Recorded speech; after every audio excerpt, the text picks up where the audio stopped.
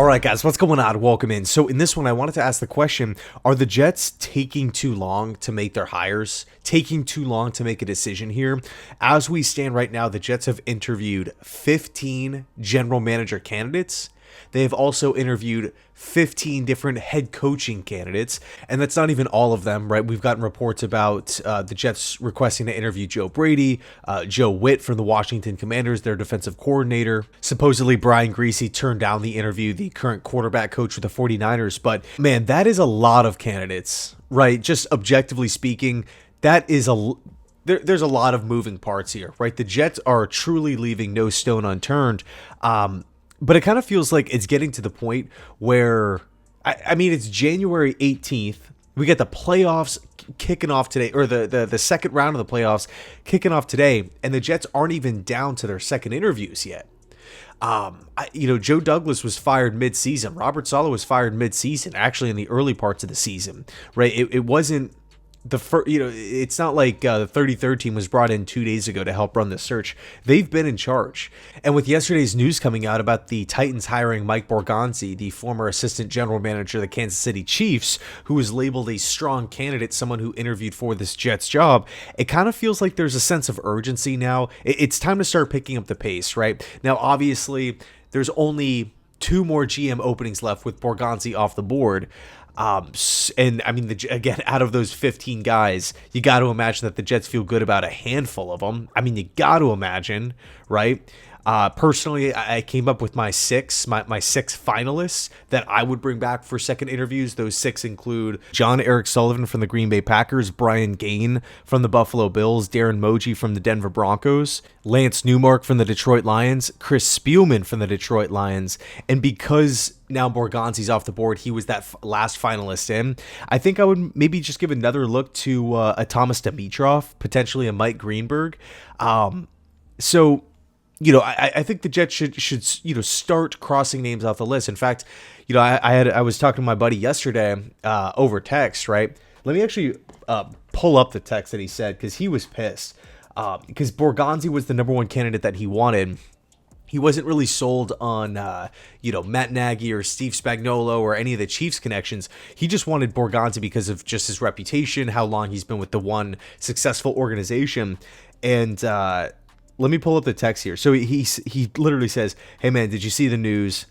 I'm effing pissed," in regards to the Titans hiring Borgonzi. And so again, I think the frustration level is there. With general managers, though, with only the one being open, the Jets still, should land a qualified, quality candidate. But here's where it starts to have that trickle effect, right? General manager directly impacts head coach. The Bears need a coach. The Saints need a coach. The Jags need a no one has hired a coach yet outside of the New England Patriots, of course, with Mike Vrabel. But that was already, a pretty safe bet, right? The second New England came open, I want to say 99% of fans said, okay, Mike Vrabel makes sense there, right? 99% of fans saw that coming and called it. So it's not really that big of a shock.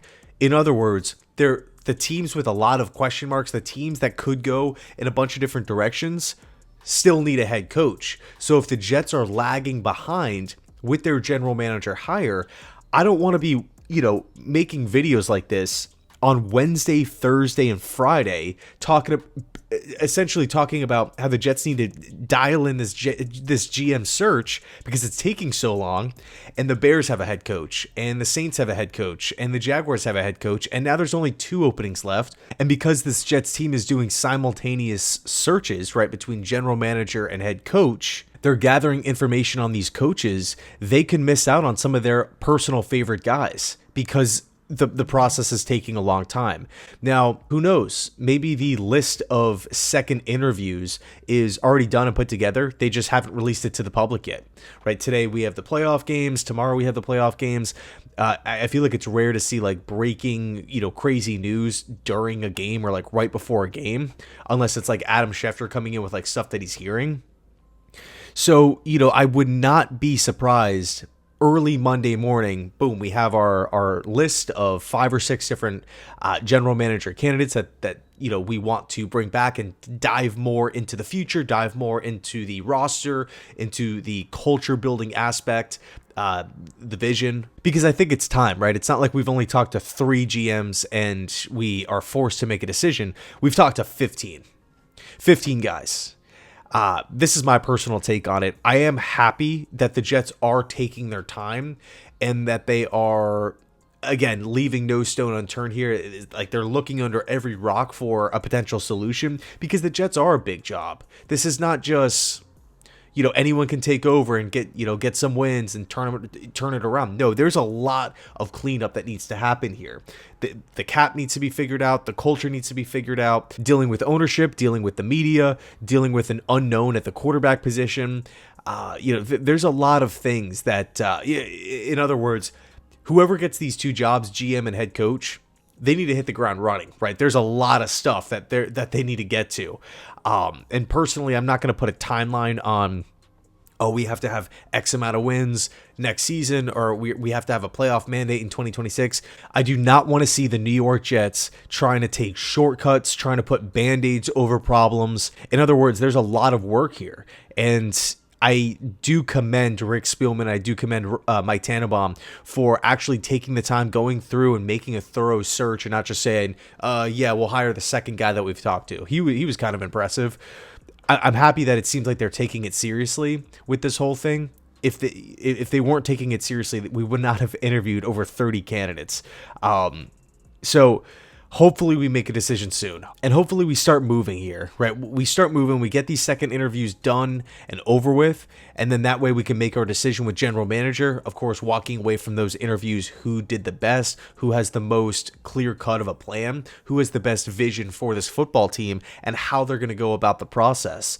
And then, of course, when you get that qualified general manager candidate on board, he joins the squad. Now he's a part of the search with the second wave of head coaching interviews. Because the Jets are interviewing both GMs and head coaches separately, like 2 separate lanes, the Jets are compiling information, gathering data on all these different candidates. You got to imagine that they're going to go with a general manager target that links up with how the Jets feel about their coaching interviews. So, for example, if the Jets walked away from the Brian Flores interview totally impressed, like, he's our guy, he has a great vision for this team moving forward, we can definitely foresee him getting the job, they're not going to hire a general manager that's like, Brian Flores, no way I would hire this guy. I'm an Arthur Smith guy.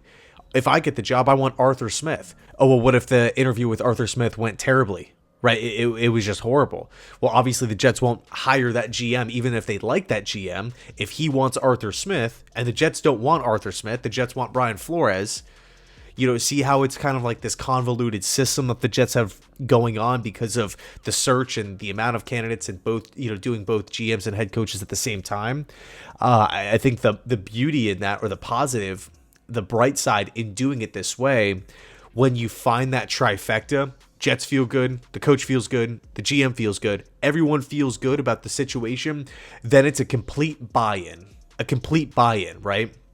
If the Jets interview, let's just take, one of these random general managers here, not named Mike Borgonzi, let's just call it at Alec Hallaby, right? They interview Hallaby and he kills it, right? Hits an absolute home run. And then the Jets, of course, are, interviewing their head coaches on the side, and Hallaby comes in and says, my number one head coaching choice is Brian Flores. And the Jets come back and they say, oh, well, we interviewed Brian Flores and he's our number one option too. In our second interview with Brian Flores, let's ask Flores how he feels about working with Alec Hallaby. And if Flores checks out with that and he's cool with it, boom, everyone's on board, everyone feels great, and then we actually have a foundation to start building upon. So anyway, let me know your thoughts down below in the comment section on this.